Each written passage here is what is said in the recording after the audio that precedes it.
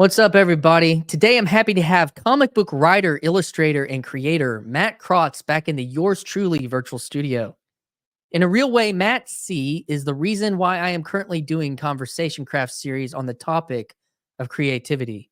Months ago, as I was first venturing into active participation in the digital space, some people around these here parts like to call this little corner of the internet, I found myself in a live stream conversation with some folks that many people now know well as active commenters, conversants, and hosts in this space. People like Neil Daedalus, a longtime corner resident simply known as Phlebas. There was a person who has become a very close friend, Matthew Parlato. And over there in the Hive Mind, the live chat, there was a handle that simply read Matt C, who asked this question that has never left me since one of my first moments of conversation here in the TLC. Thanks to that love stream hosted by Christian Golden. Links to that stream and my previous Yours Truly episode with Matt will be in the description. The conversation happening that night, as it can and does often, entered into the thinky-talky opinion landscape. Some giving the opinions of how and why this little corner community was and who's most influential, and other parts of the conversation people were sharing about how for them this is only a space that's about relationship and community, etc. And I'm not exactly sure why Matt posed the question, possibly to challenge the people to begin the doing, not simply the being. Maybe today we can find that out. But he asked this: who is going to write a book, make a comic, an album? Who is going to make culture?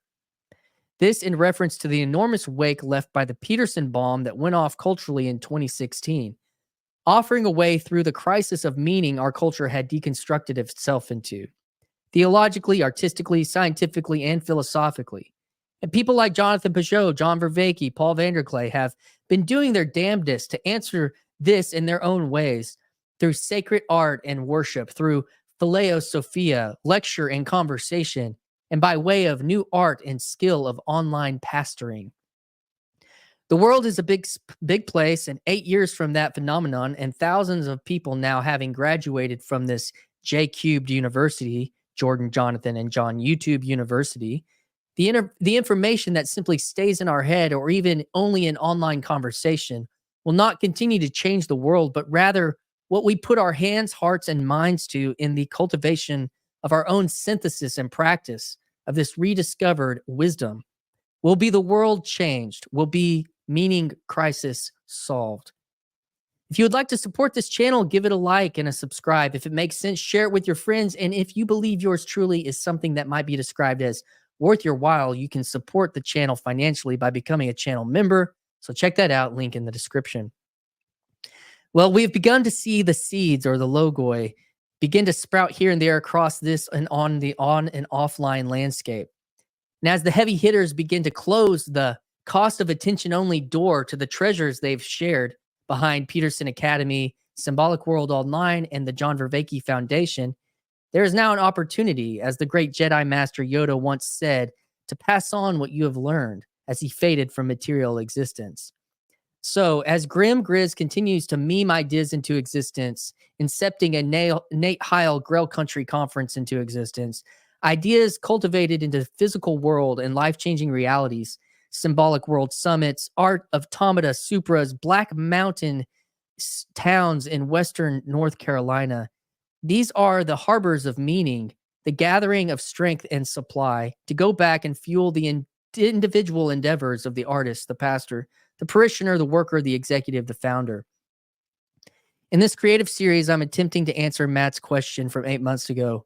I have had conversations with on-the-ground creative cultivators, novel author and Substack writer James Taylor Foreman, Orthodox poet and author Graham Pardun, author, documentary filmmaker, and Professor Emmy award-winning Hollywood camera operator Justin Wells, award-winning stock music producer and independent pop hip-hop writer-producer Matt Hylam, and Kyrie comic series developer, independent comic book creator, and Symbolic World Press comic illustrator Matt Crotts.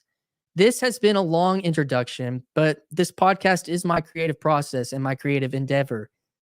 And so you can skip this, and probably already have, to the conversation. But if not, join me today as you clock in, put the baby down for a nap, start your chores or your project, or hit the road as Matt Crotts and I practice some conversation craft here on the Yours Truly podcast. So without any further delay, I give you Matt Crotts.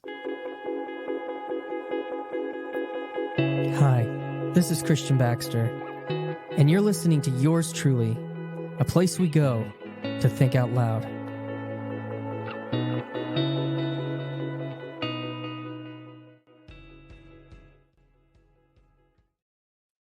Matt, short time no see. Yeah. Thanks for having me. I was furiously looking up Justin Wells's Emmy. I couldn't find it. Well, it's supposedly real. He told me it was real. So yeah, he didn't get a statue. He said he only got the certificate. It's not quite on that level, but oh man, that's one of those awards that they give out in between the like during the commercial breaks? Yeah, I think so. I think so. But I mean, he has one and I don't. So yeah, yeah. How have you been, man? Yeah, doing well, doing great. Working on other people's comics for a season and enjoying that. Who are other people? One would be Jonathan Pageau. He's kind of brought me in closer into his circle so that now I'm not just lettering, but also coloring for the next God's Dog book. And I've done some, yeah. And I helped with the campaign kind of project management stuff for some of the supplemental stuff that he's done. And it's neat to work with people who are thinking and talking and also producing in some capacity. And I can sync with those kind of people when they have comics that they're trying to do, because that aligns with my skill set. So I'm excited about that. And then there's stuff that's coming that I'm legally not allowed to mention yet, but people might know by the time this even comes out that I'm working with another one of these YouTube influencer Christian type people on a comic book as well, which is good. Somehow that seems to be a comic book seems to be the medium in which people have kind of latched on over the last few years about narrative, I guess, and storytelling and how to capture the imagination. Well, if you what it immediately makes me think of is the Marvel Cinematic Universe. Like that's, one of the biggest, recent cultural phenomenons. And, the last great thing that Disney did was finish the Tony Stark series. Yeah. In my opinions. So anyways, I mean, that's so going upstream from that Disney, that a success would be going to the comic, which was the original source material for all that, in the 70s, 80s, I don't know, 70s. Yeah. Yeah. It's funny. Go ahead. Like I talk about, I'm trying to get some more comic friends into this quarter conversing, people who are very sensible and thoughtful and have thought deeply and well, better than me, about these topics. I'm trying to bring them over here because they've just been trying to talk with other comic people. And not everybody is interested in talking about comics. You know what I mean? Some people just want to say, I like book, I don't like book. So I feel like that they could enjoy talking about that here. But it's interesting because I don't think there's nothing inherent to the medium that requires you to think about superheroes. But I think somehow like America needs superheroes. It's a native genre to us. Like we invented it and it's very close to our heart. And comics is just the legacy medium in which that genre was explored somehow. So even though that's long since kind of left the medium of comics, that is now just movies and TV, that's like the main way. But we always find a way to put superheroes, however you define that. Like Star Wars is about superheroes, Indiana Jones, all our biggest and brightest, the stories that we care about the most are all superhero stories. I feel like in America, even our sports stories. So we always put it in the biggest medium the most celebratory media we could find. But somehow comics has managed to limp along and still kind of augment that process as like a cheap alternative to film, I guess, which is unfortunate because comics does a lot of things in its own right. But people continually go back to it and say, no, I think there's something we can do with this. We can inspire people. We can explore what Americans do with superheroes, which is explore like identity and possibility and heroism and being the ideal version of yourself, and what distance does that have with your current self, kind of thing. I think that's the point of superhero stuff for Americans, at least. And Well, so comics is along for the ride. it will be interesting because when you mentioned that something unique to America is the superhero, it took me back to, well, okay, Superman, and that took me to Nietzsche's Übermensch, and that took, and it was it was tied to film. Those early who's the the illustrator that made those first Superman serials that's really famous. I don't remember, but Yeah. that's what that took me back to, and so Mhm. it'll be interesting, in this corner and sphere that we kind of hang out in, that you have, someone like Jonathan Pageau, interested in the symbolism but even and with philosophy with Peterson, like they take Nietzsche and they critique him, but they don't Mhm. completely denigrate him. But that this is the pool, it seems that these things are coming down of from in this culture. If you extrapolate back, there was Mhm. kind of a cultural bomb and wave that went off, almost a decade ago now. But and this project specifically that you're working on with Jonathan Pageau, is birthed out of that, um, and all these influences. So it's exciting, and but it also will be interesting to see if they can make a mark, if something can catch fire, as they say, um, Yes. and take those ideas into the art, and it be, um, you know, celebrated or I don't know, whatever the word would be. But yeah, so There's go ahead. there's So an interesting way that Nietzsche actually uh, profoundly influences this quarter on this very topic that you're bringing up, and it's something that we've been talking about in voice chat and Bridges of Meaning for a minute now. Is his paradigm of, I guess it's like largely now sort of debunked in terms of understanding classical mythology, but the Apollonian versus Dionysian paradigm, right? Reason, order, patience, hierarchy versus passion, emotion, intuition, instinct. And we've actually been talking about how a lot of the creative people who have found their way into TLC have gotten less creative, in a sense, because the maybe the isolation, maybe the frustration that they have in society, that they have channeled into their creative passions to actually uh, focus themselves so that they could actually produce something and get it to, put together the album, put together the book, put together the content that can actually communicate and connect with people. That gets short circuited in a way through the very interesting, like healthy, pleasing day to day engagements that people can very easily have, unprecedentedly have with people, whether it's in voice chat or in live streams or hanging out in the chat or in social media. They can just 24/7 be in connection with people. So isolation disappears on a certain level. yeah, So the frustration disappears. So you never make anything. You just talk with people. And that's the well, Dionysian element of TLC, I think, is like everything's instinct, everything is off the cuff, everything is unscripted, and everything is about satisfying that conversational desire to connect with people. But it strips away your motivation to be an angry, frustrated artist and actually produce something.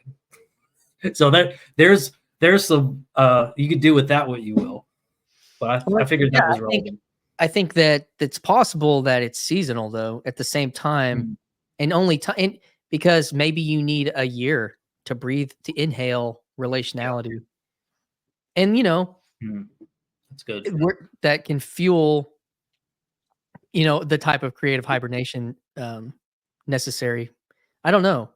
And you Hmm. might speak to that. I don't know if you're speaking for yourself, but then Yeah. there's that kind of manic, creative energy that you're saying, like, that can come from that isolation and that intensity. But then there's also the creative learning how to do creativity kind of as a job. And it's also that difference between, you know, that 18 to 25-year-old intense creative for, you know, where you don't have other responsibilities other than yourself versus, you Yep. know, the 35 to 40-year-old, you know, creative that you have to figure out how to make that a little bit more, you know, stretch out across time, you know, Hmm. in a different way. So I mean, That's fair. and at the other side though might be, I mean, I think there's obviously truth to what you're talking about, but sometimes our time scales, well, now I'm not creative anymore. Well, maybe you're resting. Maybe, you know, what does it mean to rest? I don't, you know, Yeah. so Yeah. that would be I'm not really pushing back. It's just maybe an alternative perspective No, on yeah. I've tried to be overly negative about it to elicit both of our thoughts, but there's something intensely creative about what this quarter does in terms of conversation. There's something raw and essential about the conversation, about connecting with people. Van Gogh said that painting is practice for love. It's just you're just practicing for something that you know that the authentic version of that would just be loving somebody. Mm, And what TLC does that in spades. So that makes me um think of care, like yeah. the attention to care for something specific, you know, in then Hmm. into a relationship. But the other side too is like, I mean, the great works that are celebrated, you know, Lord of the Rings and the Chronicles of Narnia and whatnot, that were supplemented by hours of pub time with the Inklings. Yeah. You know, I think probably we can't discount that as being part of the process, the whole maybe a more whole process. Um, are you aware that the Inkling concept? I'm sure you are. The Yeah. Oh yeah. Yeah, It's part of our mythology, isn't yeah, it? yeah. Yeah. I really hope that's really important because it's a part of our it backgrounds anything that TLC could do in the Anglosphere, and yet we haven't seen it emerge. We've just seen the pub talk. Nobody's and there's a lot of artists in this space. There's a lot of creative people, which and that inspired this Dionysian Apollonian, or just I don't know if there's a better like maybe the time sync criticism or the thinky talky criticism. It inspired these kind of conversations of like if that if that is such a celebrated, productive, healthy goal, what the Inklings were doing, and we've yet to do it after years. Is there something wrong with us? Like, is it the medium? Is it our attention spans? What is it? There's some additional element. I don't know if it's wrong, but it could be. I don't know. What do you it's think? hard to say. It's hard to say, Hmm. because the it depends on maybe what you're trying to do. Um, and I can't speak for you. I can only speak for myself on um, trying to cultivate something real in the digital space. Hmm. That, you know, as like a podcast. Yeah. Is that This a, is you know, creative.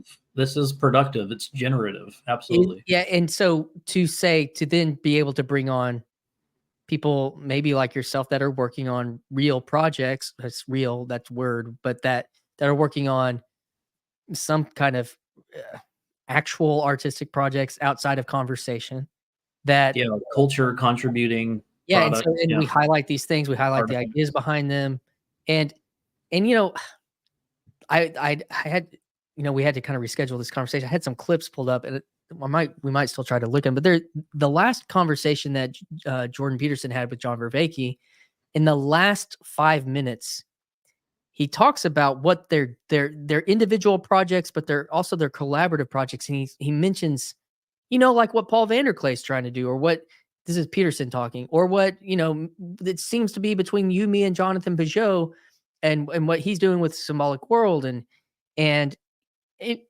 the conversation that Vervaeke and Peterson have been having is a decades old conversation, actually, that has helped fuel both of their contributions to idea space and philosophy and whatnot. So, meaning, and so I think that's also a fractal of what we're talking about, is because some of it has already been done, you know? Yeah, And so then, but those men, Jonathan's mid late 40s, I'm not sure, and then Peterson and Vervaeke 50s and 60s, and so like uh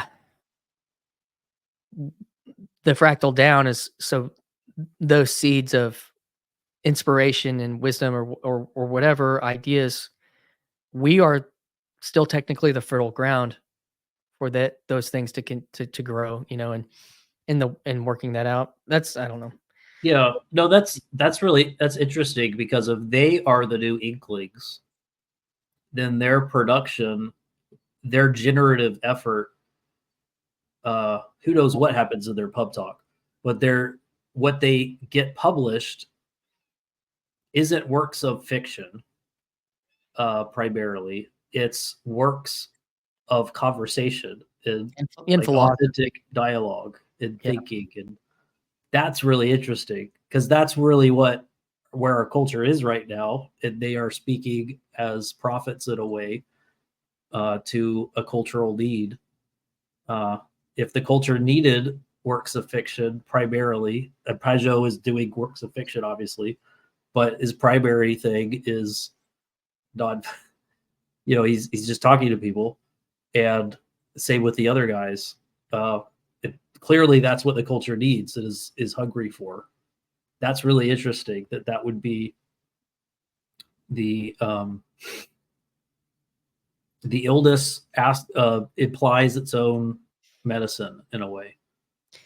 What that's making me think of is you have, I grew up in the 80s and 90s, and you have Disney, and you have, um, well, records and albums coming out, and you have, and the what comes up into the public consciousness is the product.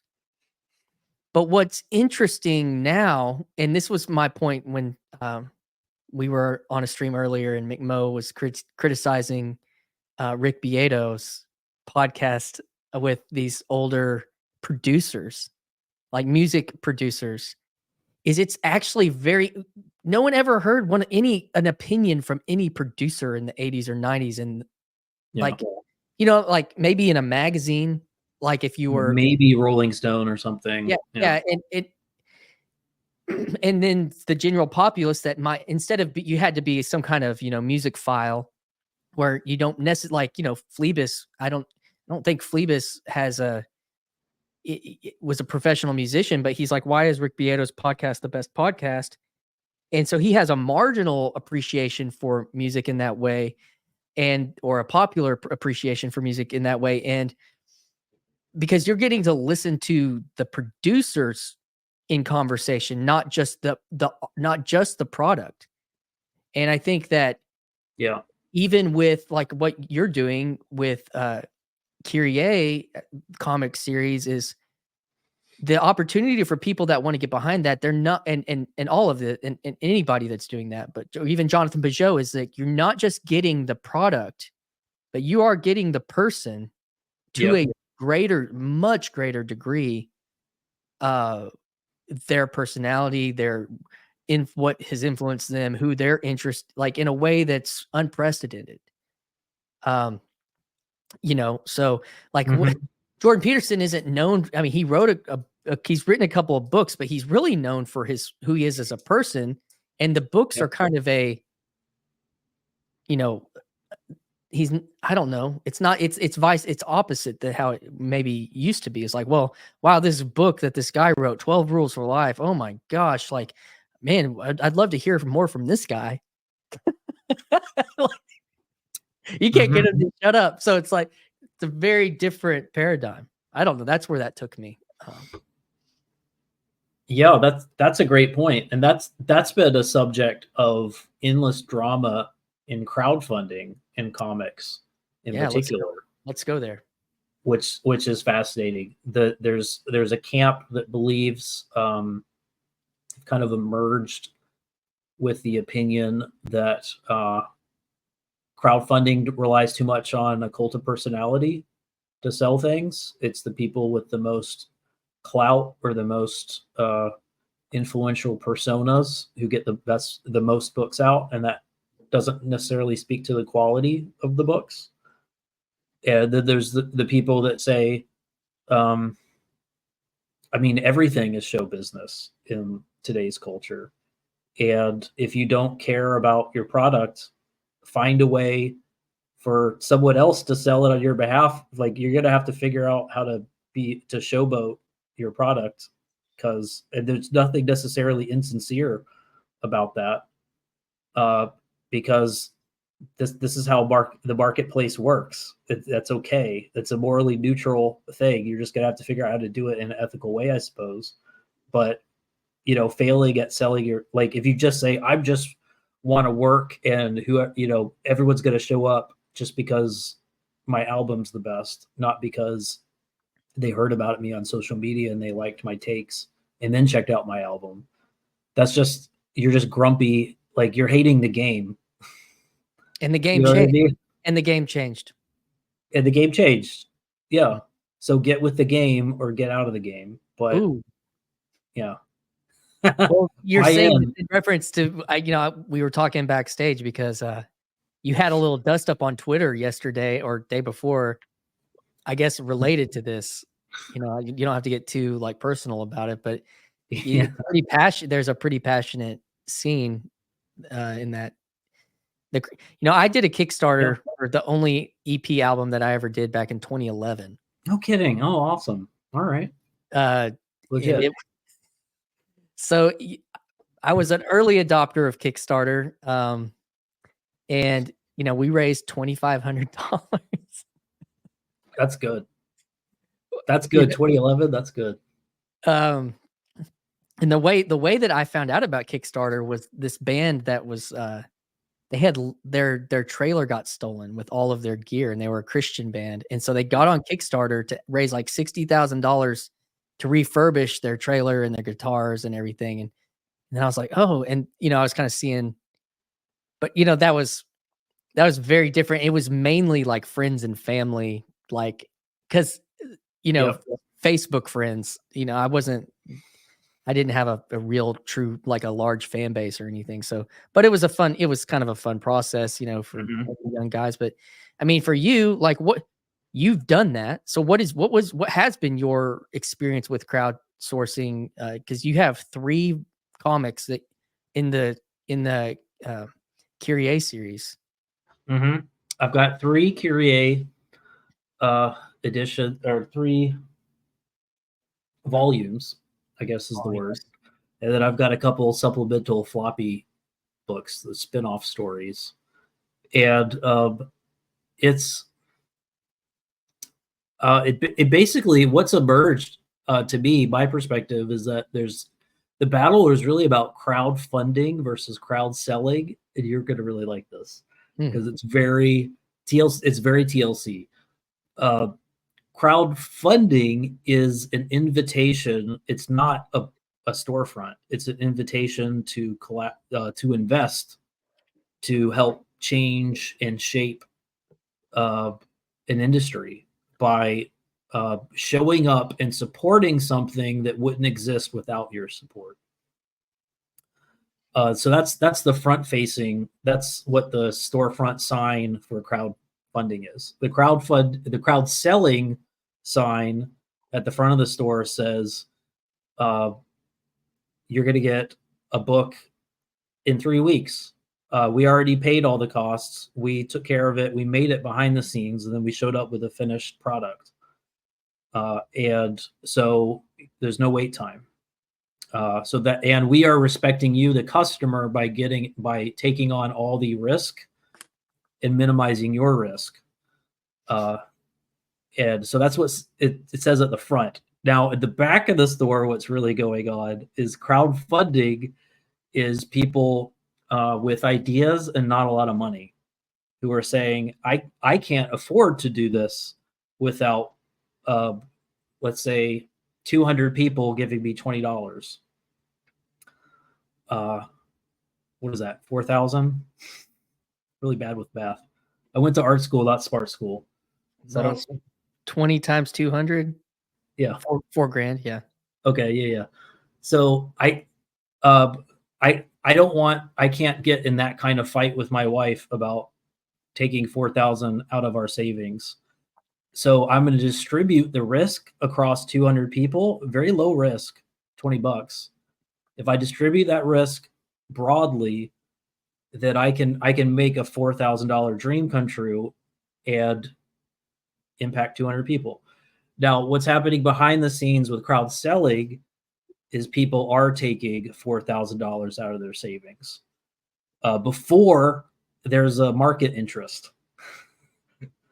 So they have no idea if 200 people even want it. And then they sink it in, and then they find out if people want it. So what's happening is that this shift to crowd selling has allowed, with the veneer of respecting the customer, which is a really cool, authentic kind of jingle, I guess, to put out as a storefront. With the veneer of respecting the customer, there's probably thousands of people now who have had catastrophic financial losses from this and are now out of the game. They tried once, they could only afford to try once. They took one crack at the bat and they whiffed it. And now they have to exit. It's a career-ending miss. Now they're out. They can't afford to try it again. If they were in crowdfunding, they could afford to say, okay, I messed up once, but because people invested in me to make that first mistake and learn from it, now I know how to fix it. I can return to it a second time and not make that same mistake again.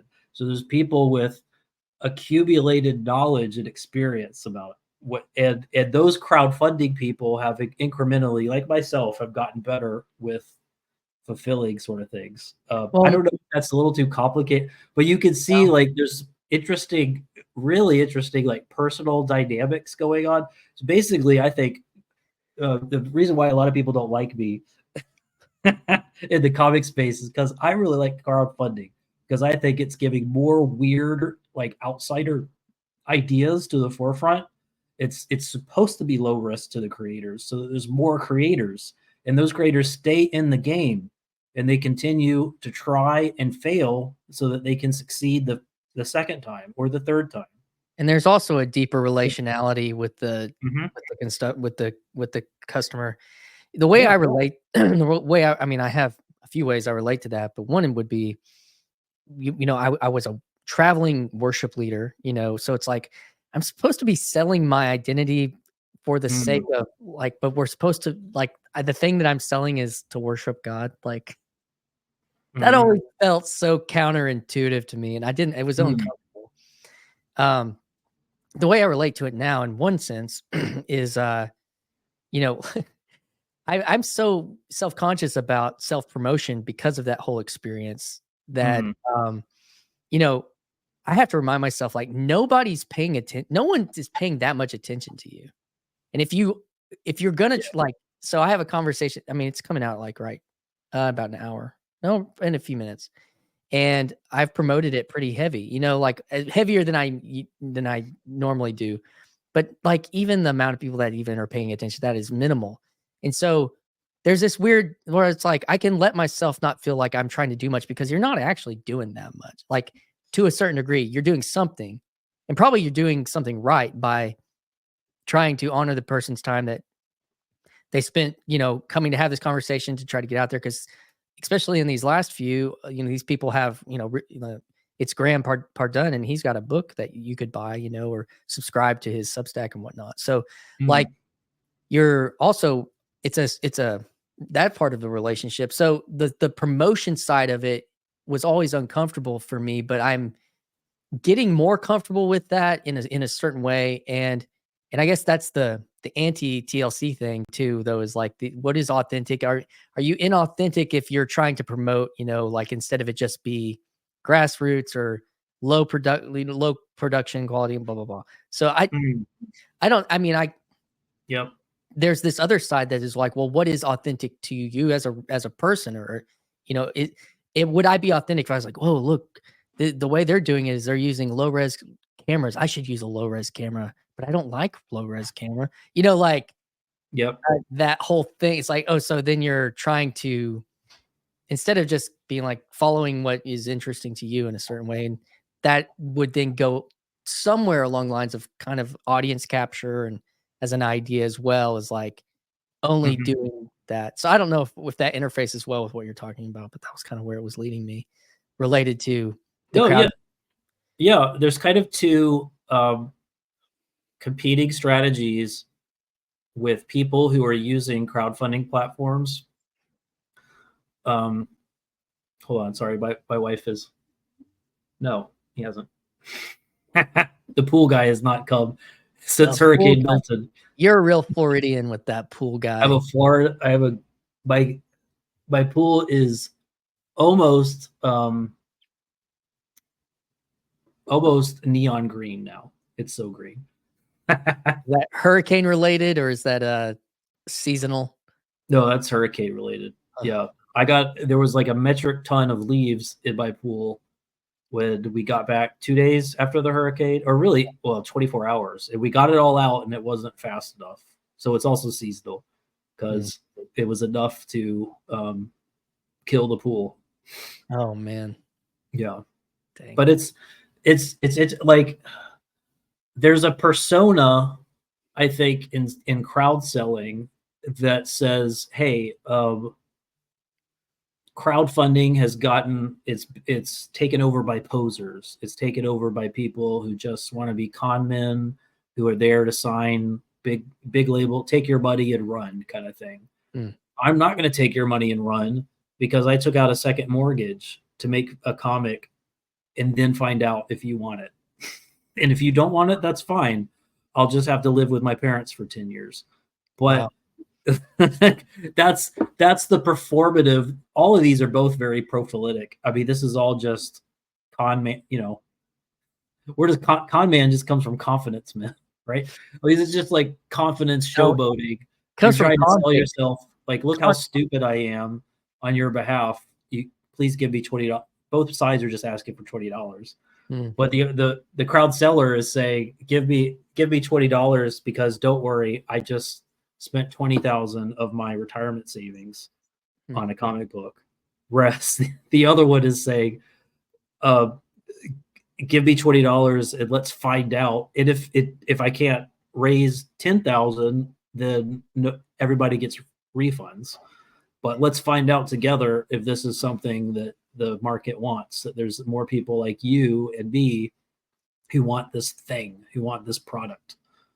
But anyway, it's kind of interesting because we're more prolific than ever as a culture, much more than in 2021 when crowdfunding was, or 2011, sorry, when Kickstarter was relatively new. I think it was 2009 or something when they started, 2008. We're so invested in that now. Everybody is prolific to some extent or struggling against that, and yet we don't want to invest in people. Like, crowdfunding has a bad name now. And now it's like we want to invest in people, but we want to treat each other like storefronts. It's much more transactional. I want no risk or low risk engagement. I don't want investment because we've been doing this for 10 years and people get burnt. Like people flame out. We get infighting, we get drama. So Well, That's it's an interesting cultural phenomenon, I think. now though is going back to like selling the personality, you know, because I mean, or the charismatic figure, which I always thought that convict or con man meant like convict, but you said it was confidence, man. But I I think guess that was my understanding. maybe it is. That makes sense. But going back is creating some like having to build trust um, before you can even uh, say you're wanting to try to sell something first. Because Yeah. a lot of that too is like, what was it? Oh, I've got a course and I've got a, you know, on YouTube 5 years ago, everybody had a course they were selling on how to get rich. And then, or I've got a, uh, yeah, a product or whatever. And it's like or drop shipping and all that, like in multi-level marketing. And it like, Mm-hmm. there's a whole nother level to that, which, you know, being a Facebook native person back in the day is like, you're leveraging your friend list or like as a Yep. sales platform, you're turning your friends into, and that, so there's also Marks. weird, yeah, there's so many weird pieces to that that are, Mm-hmm. I remember getting a message from a guy that I thought was really cool on MySpace. And it's like, hey, dude, let's talk sometime. And I was like, oh, dude, so and so wants to talk to me. And I get a phone call and it's like, you heard of Amway? You know? Oh man. And I was like, that, you know, it really hurt. You know, I was just that type of thing. So, Yeah. um, But now, to your point, to your earlier point, isn't it interesting now that YouTube itself has a monetization avenue, and Twitter itself, X, has a monetization avenue. So become a now channel someone, member. they don't have to sell you Amway; they just have to build up their subscriber count, and they'll get paid just from engagement. You know, Yeah. So that's interesting. the attention market, you know, and Yeah. so it's weird then. So like if you have a part of the attention market and then, but you have a passion project that you want to like, you know, you have to kind of like, mm, where do you put Yep. your time and your energy and how do you, um, you know, I don't know. How do you make it? Is there something there? Because I mean, Yep. yeah, that, I have It's a thoughts lot on that. there. But because it's like, okay, you know, music been a big. I mean, I've got a drum set over here. I've got an electric guitar right there. Like there's, you know, I'll be a little keyboard here, like Uh-huh. a soundboard. And I haven't done like to your point on like well, you get involved in this conversation space and you're not like making things, but it's kind of like, and I have moments where I'm like, oh, could I do a creative endeavor? And there, I mean, there is a reality to the path of low resistance that like I have this little studio station set up, but I did Mhm. invest into it. I also have a Rodecaster Pro thing right here and expensive microphone and whatnot. So it's like it's its own thing, whatever. But um, where we all have to make a choice about what we're going to aim at, you know, and so I think that Yeah. part of that is, and that things can be seasonal because you see, I mean, I just saw Dia Lupa pop up in my YouTube feed because she started a podcast and it's like a webcam podcast, like just like really low production. I was like, this is weird. But she has a part of her that's like she's having on these authors that are, you know, esoteric or something. That's like Dia Lupa is talking to some old dude author that she finds interesting. Like, you know, you looking Mhm. that up right now. It's like, Yeah. Wait, who but is this? Tia Lupa? she's a pop singer, pop artist. Okay. Oh, neat. Wow. Yeah. Yeah.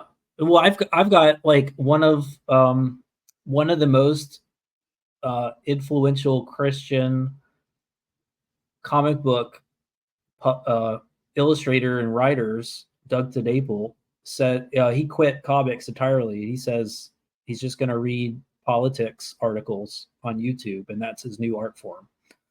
That's the most intensified expression of this that I can think of. And he'll make fun of anyone who asks for more comics from him.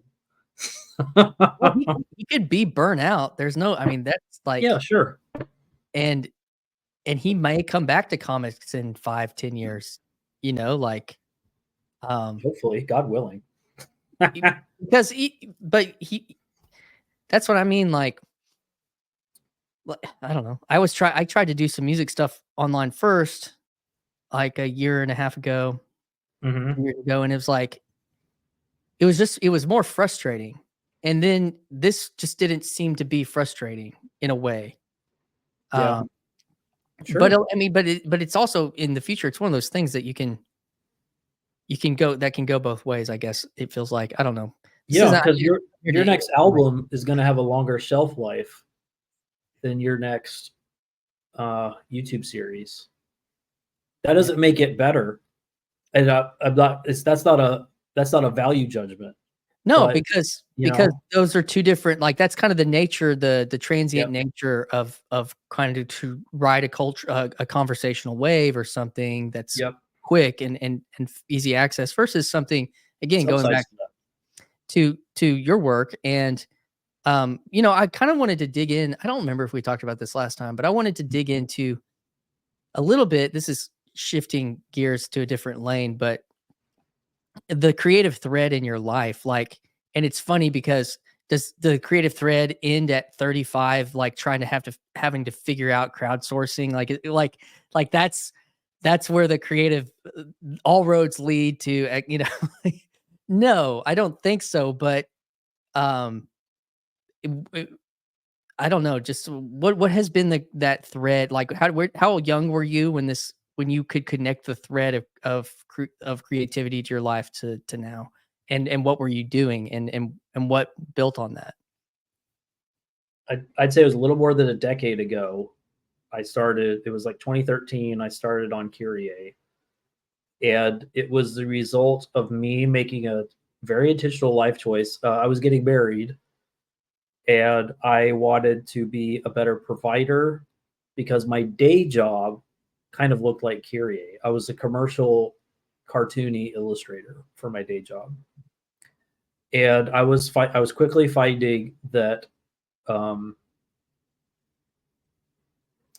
I don't know, maybe you can relate to this, but uh, the passion of for and the joy of creative self-expression, even in the commercial sphere, that excited me and brought me into it. Once it became um, just a gig, it rapidly started to kill. It just started to feel like I was chasing the latest trend in order to get more gigs, and the creative side of it, the actual explorative, whimsical, like, what can we make that's genuinely explorative and exciting and inspires people, like all that kind of motivation starts to one like it just seeps itself out of your day job, and all you're left with is how can I get this done fast in a way that's popular so that I can move on to the next thing.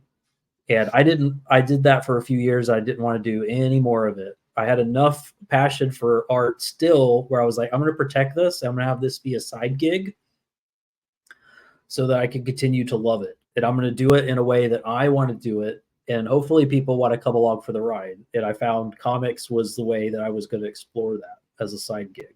So I got married. I went back to school to do science illustration, and that was going to be my grounded. uh I'm not just chasing trends anymore. I'm going to chase facts. There's actually a right and a wrong way to do it that doesn't change over time. So that was kind of nice, so I didn't have to just be fashionable with science art, and then I could just do whatever all the kooky crazy stuff I felt like evenings. So I just kind of took two lanes out of the one, and it's been 10 years of that. And I can't recommend it enough. It's really a great way to do it. Honestly, I wish more people weren't thinking, because just to land the plane, I think you could probably relate to this.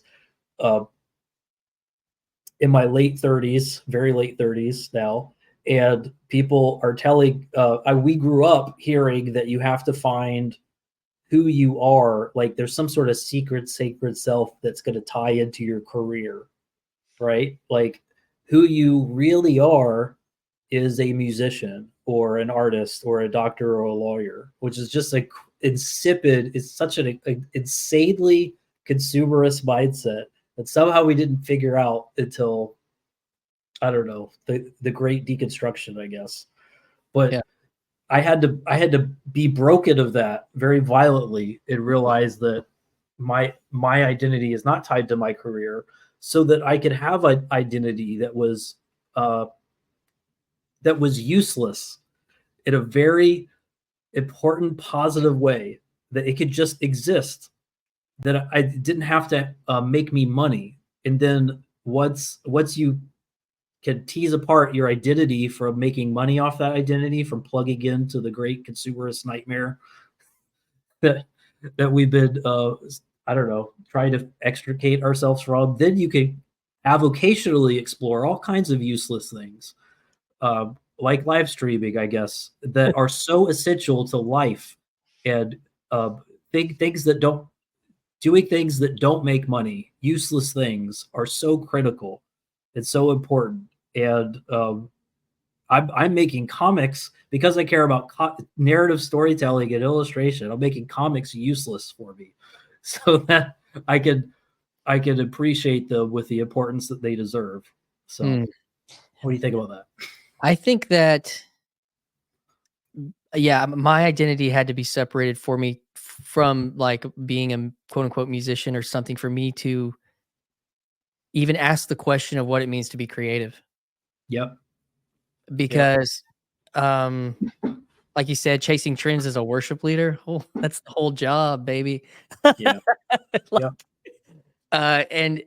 and not only that, but I think that there was, in a good way though, like I did find an outlet for it was for creativity. I started playing guitar when I was almost 15, 14, 15. And I started a band when I was 16. And the other piece that I realized, like cr- for me, the greater joy was the relationship. Then in that nature, like in the building and the cultivating of this team or this, and then Totally, the little brotherhood or yes, something. yes, Yeah. like the fraternal Mhm. aspect of that. And then like, It's very cool. then there's, and you're like going out, on the road, changing the world. And, so there's the Christian mission attached to that. But then there's like the other side, like I worked at a church where you're cultivating a culture as well, that I realized that's what you're doing. You're not just like, I mean, you can be doing, or you don't know that you're doing, you either know it or you don't, but you're still doing it. And I really, um, I don't know what the right word, I want to say, fell in love with cultivation, like building, Mm. like kind of, and in a sense, like entrepreneurial, but I didn't, because even with like the personal brand I had as a band going out, which, Christian Baxter band, Christian Baxter YouTube, whatever, like was like, that was something that I was cultivating and building. And, you know, Mhm. I didn't, it all collapsed under the weight of its poor construction. But I did love that journey. And so, Mhm. um, but for me to be able to get back in touch with the creative side of it, all that had to all that did deconstruct. And the other piece of it too is like I didn't even know what to do with music for like 3 or 4 years. Yeah. Uh, A after, lot of people don't. well, yeah, Yeah. it's, and then when I like, I build a studio, and it's like there was kind of even some depression related around that, because it was like, I don't know if I can do this again in the same way. Like I said, there was some real frustration attached to it, because there was some trauma, some real trauma with surrounding all of it. But Sure. Yeah. now, um, you know, I do this for 8, 9 months, and I'm having my second conversation with Matt Crotts, who I met at Symbolic World, which we haven't hit on that again. But like, um, Mhm. you know, I go from it's just this cool thing there when I talk about this thread, like, oh, I got on this live stream and there's this guy over in the comment box, and then like I meet him at Small World. I was like, I don't know if I know you. And he's like, well, Matt C. I was like, where did I see Matt C? Like, oh, it was this like really potent question that was, you know, that I took seriously. You know, maybe I take the comments in the live stream too seriously. But the Too authentically, or too authentically, but then too personal. yeah. Don't take it personal, Baxter. And then uh, you know, we're having this other and I'm like kind of like finding the myself like, oh, well, there's kind of these kind of conversations, and then this could be kind of like a band conversation, and this could be like the I'm kind of seeing these things a little, you know, as it emerges as this creative endeavor. So, you know, um, It's totally creative. It absolutely is. and so I don't know how separating the identity thing, and so that you can, yeah, this is not my day job, you know, this does not pay the bills on any level, but become a member and you know, support, help me buy my next camera, you know, like whatever, but that's a different thing than like Mhm. to pay my bills. Mhm. Yeah, So you're not on a treadmill here. yeah, Everything is it can joyously benefit and augment what you're doing, the financial side, but yeah, you're not chasing, you're not catching up to bills, yeah, which is so yeah, you don't have to make this useful. You just have to make it right and good. true. Hopefully, yeah, And hopefully beautiful. Yeah. that's Mhm. good. So, you just, I don't know if you want to talk, if you can, or talk about this, but your work with Jonathan Pageau, you were in the previous God's Dog comic, you were a letterer, right? What's the word? Letterer? Yeah, I was a letterer and I did 10 pages in a short story about Okay. David and Goliath, but Okay. my biggest contribution is lettering. So, but you've been promoted to an color. What was the word you used? Yeah, colorist. Yeah. A colorist. Um, you know, and he's kind of, you said something like he's kind of brought you in, and it's, you know, because it was, I would assume, you know, this move you made, and the conversation that you're, you know, the the dust up over crowdsourcing is that it seems to me that you enacted a form of wisdom, and through that, you know, wise choices, this thing that, you know, has been able to grow in a healthy way into relationships that you're proud of and encouraged by, and being a part of projects that are bigger than yourself, Yep. as well. And you still are able to continue your personal work, or your personal creative endeavors too. Yep. I mean, that has, have you thought about that much? Yeah. No, it's one of the nice things. One of the reasons why uh I don't get grumpy about my engagement anymore in the comic space, crowdfunding space, is because yeah, over the last year plus, I found people who are generating and productive and excited and also wise and humble and kind and don't cause drama a lot. And it's in that symbolic world press sphere of people, really cool people. It's really cool to. I've been trying to think of what a music analogy. I feel like, am I the bassist if I'm the color? Like, you know what I mean? Like I'm having fun, but I'm not the lead. Far from it. But you know, I feel like I'm on stage now, and that's a really humbling, exciting kind of moment to Mm, kind of be a part of that with a group of people. And you know, and I think this is to your point as well, is that one of the cool things that crowdfunding has developed, like this is one of the upsides, honestly, of crowd selling. That's what Jonathan's doing. Is he's got the clout. I mean, he's got the business acumen and the built up trust to actually crowd sell the right way, where he can afford to kind of make content and then put it out and make sure it's super professional and crisp, which is exciting, and it can impact a heck of a lot more people than I can with Kyrie. That's the other, like, there's only two ways to do it. in this sphere. You either have to do everything yourself, so thousands of hours of time spent, but no money spent, like me with Kyrie, or you have to work. You got to get a gig in a big band that's touring and getting the big venues like Jonathan Pageau.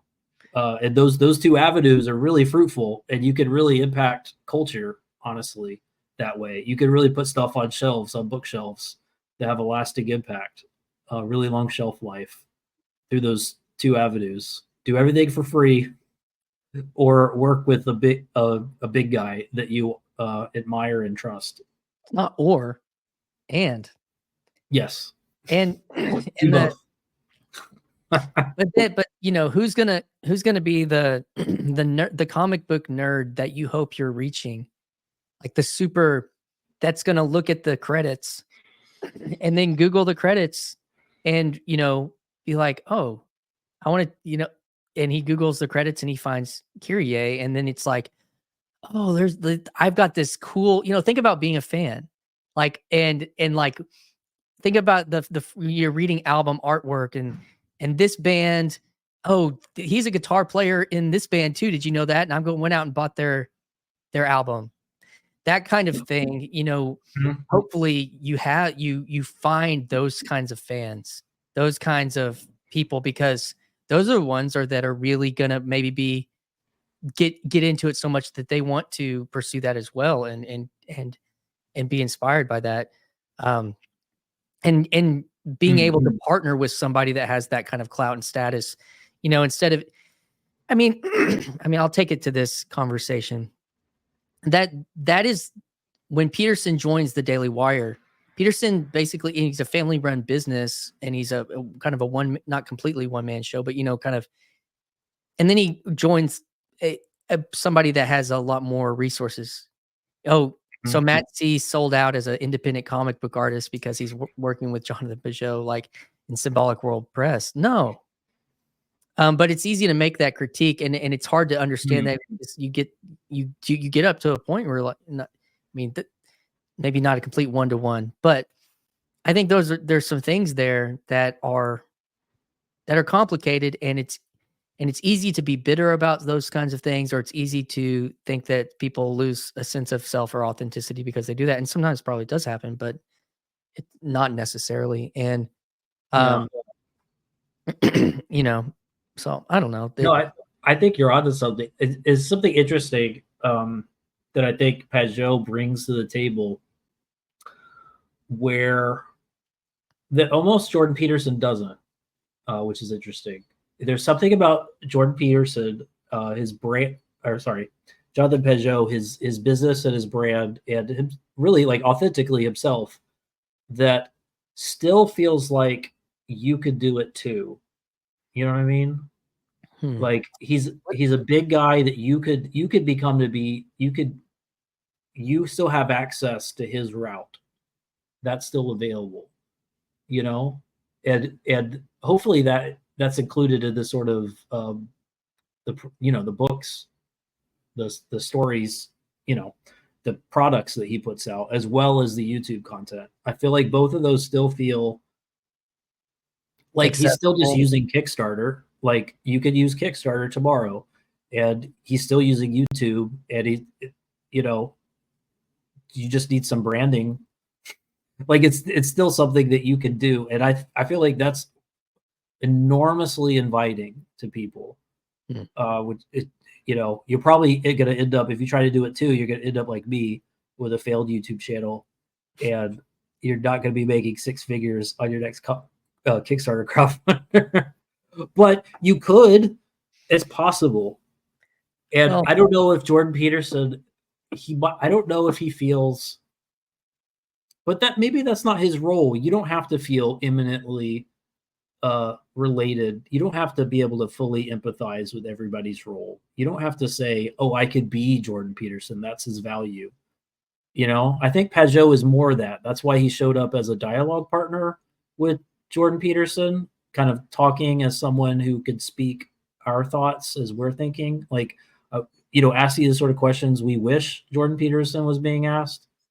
I feel like that's what his role is maybe relating to things from our perspective, and Jordan Peterson's doing something else where we really don't look at him as, we don't try to be him. I don't know. What do you think? Is that I think anything? it's different. I think it's part of it. As an artist, you're looking at a path as an artist, and Pageau's an artist. Yeah, Yeah. I mean, he's an intellectual as well, a lay philosopher as well. But Peterson is a professional. I mean, he's a professional psychologist, Yeah. and a lecturer and clinical therapist, and and so that's a completely different angle to think what pathway is there to that, and him writing books versus making comics and artful fairy tales. And I mean, Yeah. but the other piece I would also say is, like, I think that both of those men's IQ are um, several tens of points higher than mine. And so I don't know if I have that qualifications in some ways. Some people don't like that kind of conversation because sounds harsh, and like that I'm less valuable than them because of a number like that or something. But I don't feel Yeah. that way. I just think that that's just part of the world. And so that, but it's good to be able to have, the way I would frame that too is because I did like want to be like Hillsong United, but I was never going to be Hillsong. Like, I didn't have a lot of the things that maybe they had, but I could still do my version of it and try to be proud of that version of whatever I was doing, and so Mhm. that's how I kind of look at that, as far as a pathway towards something. And I mean, in this space, like, I look at like the PVK model of Yeah. conversation. I just I just did his Friday live stream. I didn't You have, did. the same And amount of. why'd you do that? Because Paul, there's nothing about Paul that feels like you can't do that too. He's Well, eminently relatable. He's so that's relatable. true, but I mean, I think that I mean, he also has a craft and a skill to how Yeah, he he does. and the way that he synthesizes culture. I mean, Mhm. it's effective in a way that, I mean, um, I think it's a model. It's one I've tried to emulate a Yep. few times, and I think, there was a conversation that he had where he asked people, "Should I keep doing randos?" He said that about himself, and Alan said, "Yeah, if not just for the sake of example." And, I kinda took that to heart.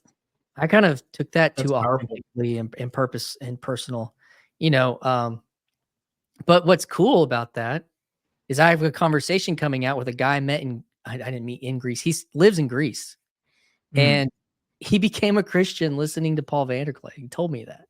Oh, wow. That's cool. Like, That's very cool. and so I wouldn't, and the reason like, it's a challenge to my proclivities to be like, only seek I'm looking for the next big conversation. Oh, dopamine hit, Benjamin Boyce conversation, over 1,000, views. Wow, that's exciting. I should do that because I'm watching the numbers no, like that. If I'm going to play this game, which is the game in this, like, there's values here that I think are not measured in those same metrics. But Yep. I also think that it's it's okay at the same time to acknowledge that it's exciting to have a conversation with somebody that has some level of status that you don't have. So, I think Yep. that's okay because they probably in some ways have that status because they have a gift, a talent, something that they've worked hard or whatever. And you can learn from that, and then you also have that relationship, which is a powerful thing, as you are experiencing, I think. So, Mhm. um, and so I think that all of those things are real. I just think they're real, and So Yeah. Are you trying to tell us you got Jordan Hall coming up soon? Another interview with him? Well, I know Chad does. He mentioned it Oh actually. yeah. Oh, cool. I did. I did reach out to Jordan yesterday Yeah. evening. And we probably will have another one. Um, he was on X Spaces last night, Oh, yeah. and I listened to it, and here's the vulnerable thing is like I've been like, oh man, it would be cool to have Jordan on, the first guy to have Jordan on it after this stuff, and so Yeah. it's like, what's the motivating factor for the conversation? And I felt like I couldn't get there. I felt like I couldn't Yeah. get to a genuine reach to him as a friend or somebody that I'm building a relationship with. Like it felt too heavy handed on the, oh, I want to be first. Yeah. And so when I listened to him talk on that spaces, I had a genuine response to what he said. Like through this digital medium, I was like, oh wow. And it connected. It was, and so I was like, I just said, hey man, I just listened to you on X, and I should send her a short message, and so hopefully we will. But no, I don't think I have anybody cooking that's gonna blow the socks. And the Benjamin Voice thing was kind of cool. He's got like almost 100,000 subs, and um, Yeah. yeah, I think it was yeah. Well, it was like, oh man, Baxter, look what he's at it again. So that whole thing's fun. Lovely. Yeah. I don't know. So I'm trying to pull this back to the creative conversation. So about for you, I don't know if like we went into this, but like that thread you said, like, so 10 years ago you kind of were at a fork in the road. But Mhm. before that, like, I mean, were you always into comics? Were you always into drawing? Like, when did that really start for you? Uh, well, okay. I'm gonna do something transgressive. I'm gonna um I hate that question. Then don't answer it. That's No, fine. no, no. And you know why? I think you'll appreciate Talk this. about why you hate that question. I think you'll really appreciate this. I think people listening will too. Because everyone started drawing. Everyone's origin story is the same, I Art think. class. Everyone started with an affinity for music. Everyone took that class. Mhm. Everyone had some kind of piano lessons that they hated. But like I really think the origin story starts a step farther down that road where you stuck it out when other people dropped it and went and played basketball or something. Yeah. And and I stuck it out. I stuck it out because I lived briefly overseas and I saw comics as um, as a medium and not as a genre. So I knew that everybody except America was reading, you know, mystery and adventure and historical fiction and crime and horror and romance in comics and fantasy and sci-fi and all of that. And then I came back to the States and everyone was reading Spawn and Spider-Man. And I was like, well, this looks cool, but the stories, I don't think we're reading these for the stories. It's just like it looks like something I want to draw, but I don't really get, I guess comics aren't for me in the States. So I forgot about it for a while. And then I came back in college when I was going to art school. And really, I wanted to get into film. I wanted to be a storyboard artist because that was like the way I could use my drawing skills, but to be in film was to be a storyboard artist is how I saw it. And then I realized comics are doing a lot of what storyboard art does, and they're also doing something distinctly different. It's stuff that storyboards can't do, and uh, and then a lot of my friends, there's always a social component, right? So a lot of my friends were reading um, manga and just Euro stuff, like just even stuff in Canada is has broken out of the the mono genre of Marvel and DC. So I was like, oh, okay, yeah, comics can be for me because you can literally do anything with it. It's just a medium. So ever since graduating from undergrad, I was just hooked as as to what it could do, and that was about the same time that Kickstarter started. So the late 2000s, there were a lot of anthologies coming out, like just weird, wild short story anthologies from people with all kinds of backgrounds. That was very exciting. All that's died off now. I don't know where that went, but yeah. And then I guess like 2018, 2019, the whole like YouTube live streaming plus crowdfunding became a really big deal, and like commenting on culture with your crowdfunding. There was excitement with that. So that was about the time where I was done with the first Kyrie book. It would be ready for publishing, so I could crowd sell it on Kickstarter or Indiegogo. And so that's what I did.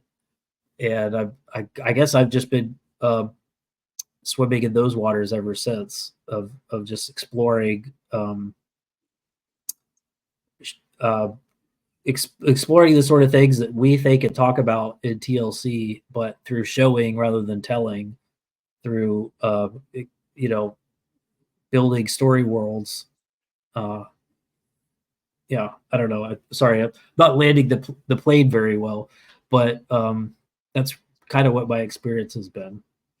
I loved where you said that uh I just didn't get where I didn't give up. Like that's where the story start. Like that's Yeah, the where best part was at the very beginning. well, no, but it just I Yeah, think that I just relate to it. You of know, course you do. Yeah, you stuck it out. You know. yeah. And Mm-hmm. that's and that was the thing, you know, when I was first playing guitar and like there were people older than me playing and they were better than me. Yep. And I was like, I'm going to play longer and I'm going to play further into the future than them. Mm. You I'm probably still, did. I Yep. did. Well, in a certain way, yes. I would say some of them are rediscovering it as a hobby in their 40s and doing some, but like they weren't able to turn it into a type of career or a type, you know, a serious part of their life. It had to stay a hobby and then they had Mhm. to like and there wasn't um so you know, I was and part of it is just not stopping. Like part of it is just not stopping. And I mean I so that translates onto here, you know, as well. So um Mhm.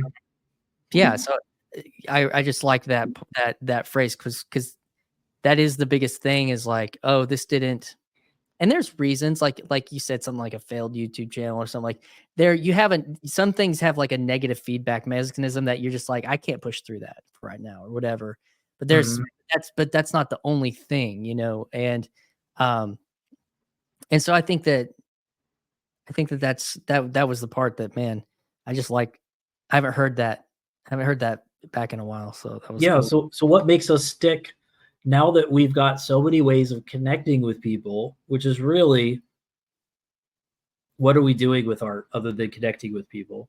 Now Mm. that we have these fantastic technological access points to each other where we can connect with people, how do we still stick it out with music and with drawing and with you know, writing and all the other creative outlets? Yeah. You know, I kind of I mean, I'm so you know, it's funny because I'll run into people and they'll be like, "Bro, you're still playing music?" You know, and it's like, "Yeah, on Sunday morning." Like, and people, it can always be. It's what you make of it. It's like I still like I play music every Sunday that I'm not working. Like I'm playing music, and there's a joy to that. Like, because there's a type of it's that kind of art that Pageau talks about that's not in the it's not in the museum. It's like the living art, you know? Yeah. Um, and and so like that aspect, but to like make an album would be something more akin to and I just I mean I making an album for me back then was a means to an end. What I really wanted Mhm. was to go into a studio with a band more than I wanted to make an album. And that's not everybody because I'm not like a in a certain way Mm. with writing, I've never been a highly creative writer. That hasn't been a fuel for me. It was the energy of the performance. It was the energy of the music more than like that it's mine in a way. So I even though I and but there were other things I did have particularities about, that I wanted. There was quality. I wanted a certain level of quality that I was interested in too. Um, and so I don't know. But the album was kind of like, if you're gonna do that, that's a part of the package. And so even for you as someone who does comics, you kind of have to harness narrative, writing. There's like a multifaceted aspect to that there's probably a segment of it that's not your favorite part of whatever making a comic is, I guess you could say. Maybe could relate it to that, but the business side, like we've been talking about. And so, um, like I don't know. It's hard to say. I can't remember exactly how you framed the question. I've kind of lost the thread on it a little bit, but um, yeah. How do you continue to stick it out? Well, I You've mean, I stuck it out feel for years when everyone else stopped. yeah. Well, But not that it's a failure. Like that's what's so interesting is you're not failing as a person. Like that's still the Gen X fallacy of thinking I have to do like this is my identity. This yeah. instrument is my identity. And if Office I Space. stop playing, I've lost my identity. Office Space of music. Yeah. Well, I have some friends that are doing social media, and it's a husband and wife music duo, and they've kind of come to that point where like they've realized, oh, it's not just like they're doing podcasts, they're making TikToks, but they're also building an album and a Spotify. They're doing like all of it. And they've decided to do it for 5 years, regardless of if there's success or not. And whatever they want to measure success by. And I mean, I told myself even with this podcast, like, the success is that you just keep trying to do it.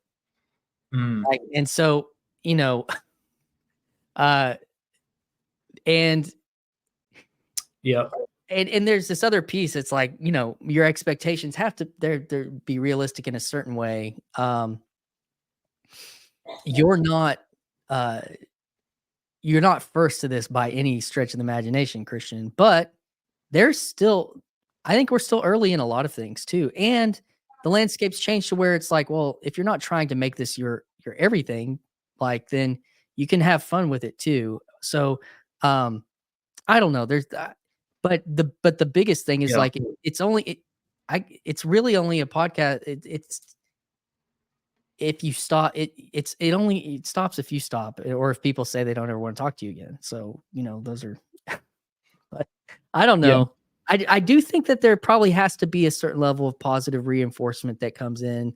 I mean, sometimes no, but that's the world telling you to keep going, or the world or God, or like that's the thing. So I think there's part of that, because we can say, well, no, I don't care if nobody looks at my art. I don't care, like, really? Or I don't care if nobody watches my podcast. I don't care if nobody buys my comic book. It's like, I don't know if that's hard. It's just for me. I was like, well, I don't know. Yeah. So that's how I kind of feel about that. Yeah. Yeah, of course. That's certainly cope, right? Is this nobody makes stuff just for themselves. That's another one of these modern fallacies that we tell ourselves. I mean, I talk with folks in this quarter about how we might be struck and inspired by a painting, and we think the painting is communicating to us. It's not. There was a person or people on the other side of that painting who are communicating to you across time and space. I love that. You connected with that artist, and it's a little more clear in music, for instance. It's a little more transparent that that's the case. It's the case in all artistic media. It's somebody is connecting with you, and you guys are both resonating and harmonizing together in the beauty of the cosmos together. But it was a person who did that who reached out to you, and then you received that handshake through that medium, and we should never lose sight of that. It's not the artifact itself, I don't think. That's just the excuse for that handshake across time and space between real people. That's so and hard. There's many ways to do that. Yeah. So it's still hard for me to conceptualize. Like, there's a possibility somebody falls asleep at night listening to this with you and me. Like, I don't cool. think that is also I know last time we hit parasocial relationship pretty hard, but I mean, you're speaking to that in a way that I think it's easier to think about a podcast or having a parasocial relationship than, say, Van Gogh's, Starry Night Sky or whatever. But like, that's interesting. Yeah. But that's kind of what you've just said, is that the amount of people that have a type of parasocial relationship with Van Gogh through time and Beethoven, is wild. That's really interesting. Yeah. And through time and space, because I mean, that's what you said, and Yeah. I agree with you, and I don't think I've put it. And it's because when we look at it simply materialistically, but I think artists are a little more aware of that. But in my conversation that's rolling right they now, are. They're trying to communicate. They get forgotten sometimes, but they're trying to connect. That's the thing. I got on here to connect because I couldn't find this conversation. I just I didn't know how to do it, or there weren't the people here, and the conversation started on YouTube, with Jordan Peterson. But for me, it started with Christian apologetics before that. But you could kind of see, like, obviously that pipeline. But and so there's I wanted to then participate in the conversation, and I think that is that, like you said, that we're reaching out for connection. We're reaching out to be seen too. And so where the artists see a piece of me in this piece of artwork, see a piece of me in this novella, in this comic books, see in this song. And I think that's also real. And I think it's, even I made a joke to it in the intro of this. Is like, you probably skipped through the intro, but this is like me really conceptualizing what yours truly is. I honestly, that was an awesome point, man. I love that. I love that, dude. I didn't think about the parasocial relationship of Van Gogh. That was all you. That's really good. That's the jazz, man. That's the jazz you've talked about, right? Yes. Yeah, dude. It's all jazz. We just still need Bach, though. We can't all be jazz musicians. We still need rock solos, like rock, solo guitarists and stuff. Yeah, we need the spontaneity, but we also need the order too. And would that we find how to do both in our lives, So let's hit Kyrie again. You've published 3 volumes. Is that going to be the complete arc for that series? It is the finale. All right, I'm gonna go forward. We're gonna have the same story world for future comics, so it's still gonna tie in, but this is the finale. It's the final arc. I'm very excited about it. You are creating. Well, that's the cool thing. Why try to start something new when you could build on what you've already created in a way? And there's, for some people, maybe that's what they want to do, but I don't know. So do you have some ideas I'm sure in the works, but so where are you at in the 4th volume right now? Have you started, or is it still conceptual, or? Oh yeah, I've got it. It's 90% written. I've got 12, maybe 20 pages finished. I've got maybe 50 pages thumbnailed. So it's in production. Wow. And it's going to be 150 pages probably. Where have you thereabouts. gotten the most inspiration for the narratives, for the stories? Where is most of the I mean, I know you're a Christian, maybe that's probably baked in there somewhere, but, like, what are the other things that you bring in or that form what you bring in? Uh, Boy, here's tying in the Inklings again. C.S. Lewis taught me that he had this thing called the Kappa Factor that he tried to coin. That's really just his way of saying like a story, a well-told story is kind of saturated in its genre, or even more particularly in its the thingness of that which it's trying to explore.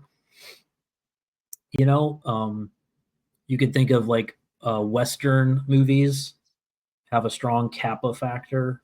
There's so many little tropes and architectural details to telling a story within a Western genre, like cowboy Western, that people have expectations of, or want to see subverted or explored in surprising ways. But it's a really rich palette. It's a well-defined buffet of expectations for that genre, right?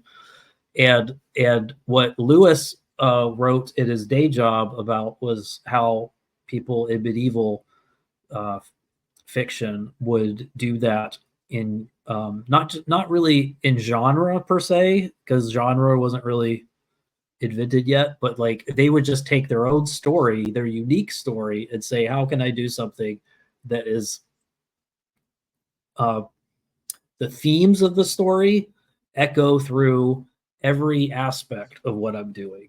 The aesthetics of the story are influenced by the themes. Like it's just a whole holistic, um, and like every dimension of the story is resonating on the same frequency, kind of thing. And he tried in some ways to do that with his space trilogy, and he explored that I think probably with more success with the Narniad of and so I just kind of thought I would just want to do adventure, the sort of stuff that got me into comics to begin with, that I realized in the States a lot of people don't even know is a thing, that Europeans and folks overseas, South Americans, already read and love these genres. I want to do a sword and sandal adventure story with treasure hunting and historic, like rigorously researched historical details, uh, um, smashed up against fantastical elements um, without explanation. It's just expecting you to come along for the ride. Euro manga, all these sort of things that I'm fascinated by and find that make comics great. I want to do all that together and just have the themes, the aesthetics, the characters, you know, the even down to like how I fulfill and ship these things and custom like vintage like Sega Genesis knockoff boxes and that sort of thing. Like I just want to get at that thingness that inspires me particularly and see if it inspires other people. And so that's what I've been doing with Kyrie is just I'm not trying to mimic anything except just to mimic my own personal Kappa factor, I Mm, guess. That makes sense. Kappa. I'm gonna have to dig into Kappa, but the thing it immediately made me start thinking about was memetics in a way, like that Mm, like that word meme that Dawkins like put into existence, like that Lewis was trying to put I mean, it's very similar idea, it sounds like, into existence with this thingness, this recognizable thingness of what you're doing. And, yeah. when you're, um, I don't know, it's just interesting to talk to an artist about, what is forming and shaping the art in that way, and um Hmm. so anyways, we were talking about, just the thingness and the wholeness and what makes what's behind the creative thing. You're like, oh, Sega Genesis and European comic. Like I I mean, I feel like it's the only way I know how to process that is like bring it back to the perspective, the personal or something. And maybe I'm self-conscious about it right now, but Yeah, no, my thingness, my Kappa factor is liminal spaces, it's borderlands, it's frontiers, and that's what I'm doing. Like I'm picking a point in time in history when the Roman Empire was transitioning and it wasn't sure what its identity was. I'm picking a borderland of that empire in North Africa where cultures are meshing and sometimes clashing. I'm picking characters that are on the liminal edge, so to speak, like outcasts and criminals and thieves and political prisoners and that sort of thing. So playing with that kind of dynamic, and religion is a component of that too. Of there's some strange diabolical Middle Eastern cults that appears to be eating the flesh and drinking the blood of its patriarch, and that sounds fundamentally opposed to Roman priorities. So like exploring like what does that what is Christianity as a outsider? Is it an outsider worldview to the Roman, or is it something that can quintessentially resonate with the heartbeat of what Roman society was at that time, and that sort of clashing element? So that just like the periphery versus the center, but really understand like with an emphasis on the periphery, to use Pageauian language. That's all Kyrie is about. I'm fascinated, obsessed with that. It's all the ways that culture kind of breaks or gets shaped and transformed at its edges. What that means for us. Yep, that's my Kappa factor. Should have started with that. should have started with your Kappa factor. Yeah. Well, that's trying to figure out how to best format a conversation is something that I'm still it's the craft of, like where to start, where to dive in. And yeah, it's hard to know. It's hard to know, but I don't know, man. So, were there other things you were chewing on before we got into this conversation that we haven't like kind of uh, brought to the fore? No, I think between that and your live stream today, I think we tackle a lot. It's been a good conversation. I really appreciated talking, and I apologize for not reaching out and chatting with you in between the last time we talked. Oh, we had a few. We've had a few, dude. Although you have reached out earlier this summer, that was really cool of you to do. Yeah, we've had a few chats. Well, I You mean, reached out at a low point when I wasn't sure. For those of you listening, if I was going to continue in the corner, and he dragged me back in, C-Bax did. I'm very grateful for that. I was trying to hold on myself. Probably, I kind of was down the summer, but the interesting thing though, you and this is so weird, but I had no idea when you wrote that on. I had no idea you were a comic book artist. Whenever you wrote that comment, I had no idea that we would meet in a month and a half at Symbolic World, and that you're actually from that area. And yeah, man, like that was and here we are. Like it's just these are the type of things you can't make up. I just had no idea, no idea. And it's interesting because as you're talking about these kind of Pageauian things, or like this Lewis idea, I can imagine like you were looking for conversation partners. Maybe you weren't finding that many people to have that conversation with in your neck of the woods. In that we can denigrate this space where we're able to find each other to further along the conversation side of things that are happening inside of our head. And that's the thinking out loud part of this that I think is important and Mhm. and fun, honestly. So I don't know, man. Yeah. Well, dude, yeah. Unless you've got any other pressing things, we've covered a lot, and I think hopefully, uh, we'll put links uh to your work below. We'll put links to Pageau's to God's Dog down there too. Um, Mhm. what's the timeline for this one you're illustrating on? So he's shifting from trade paperbacks to floppies to get more issues out more frequently throughout the year, which is a really neat way to go about it. So I'm supposed to be done end of next month, end of November, with the coloring and the lettering, which is really the last step before it goes to print. So that's really fast because I think the whole production has been it's going to be 4 months probably to put that out, which is that's rapid fast, and it's a fantastic. For those of you who haven't checked it out, um, I mean, the way I see it, it's the exact same Kappa Factor as Kyrie. It's all about like what does it mean to be on the edge? What does it mean to be a person with the head of a dog, to be a beast?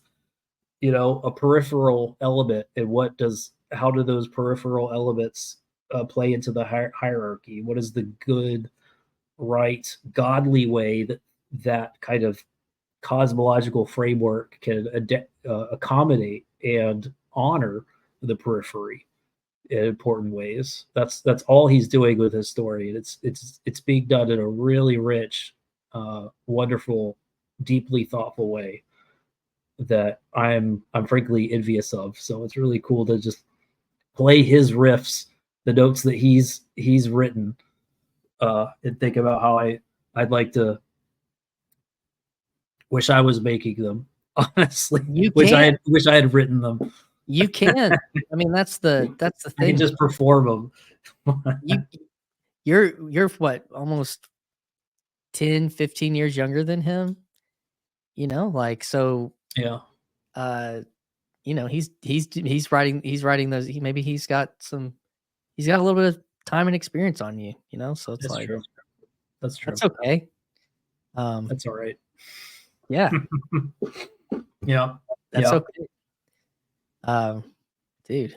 Well, the I had that brought up something else for me. The I mean, we have talked about the fringes too, but I was thinking about I had this conversation with my parents the other day. I was like, you know, this idea of the oddballs that would come in. I grew up at a First Baptist church in the middle of town, and it was a Didn't we all?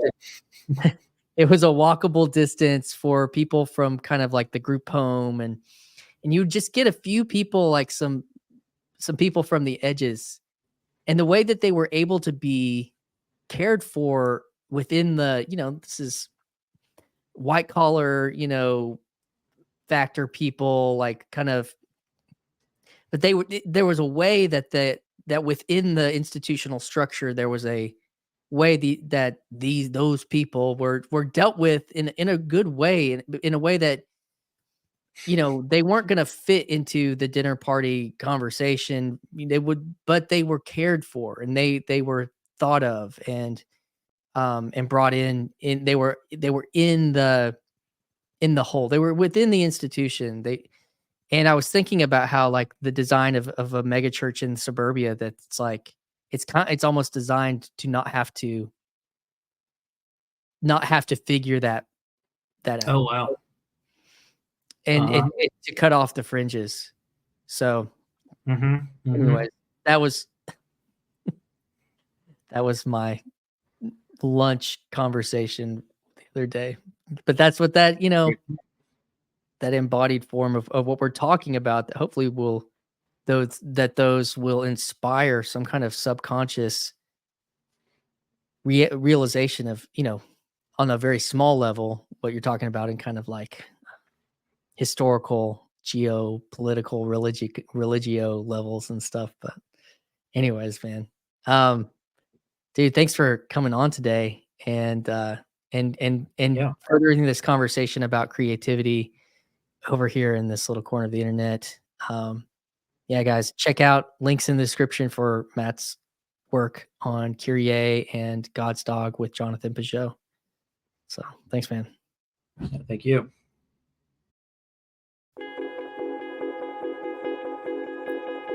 Hi, this is Christian Baxter, and you're listening to Yours Truly, a place we go to think out loud.